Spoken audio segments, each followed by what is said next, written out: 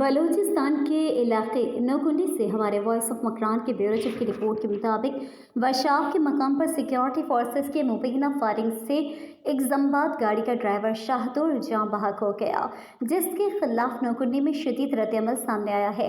शहर में शटडाउन हड़ताल जारी है, जबकि कोयटा तफ्तान कौमी शाहराह पर ट्रैफिक आमदोरफ्त मुकम्मल तौर पर मुअत्तल है।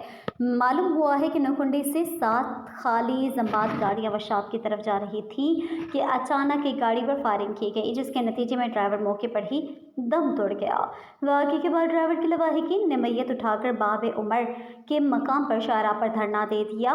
धरना गुज़िश्ता शब से जारी है और सड़क के दोनों तरफ गाड़ियों की लंबी कतारें लग गई हैं, जिससे मुसाफिरों को शदीद मुश्किलात का सामना है।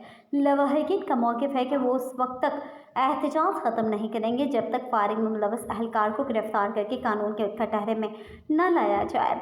उनका कहना है कि इंसाफ के बगैर किसी भी किस्म का समझौता मुमकिन नहीं। शहर में ताजिर बरादरी और अवाम ने वाक़े की शदीद मज़म्मत करते हुए मुकम्मल हड़ताल की है और लवाहिकीन के साथ यकजहती का इज़हार किया है।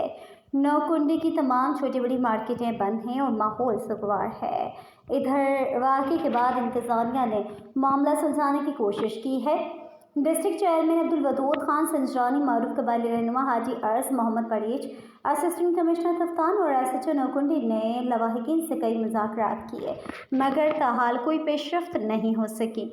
सिक्योरिटी फोर्सेस ने वाक़े से लाइल्मी का इज़हार करते हुए कहा है कि फायरिंग की शफाफ तहकीकात जारी हैं, ताकि असल हक़ाइक़ सामने लाए जा सकें और मुतासरा ख़ानदान को इंसाफ फराहम किया जा सके।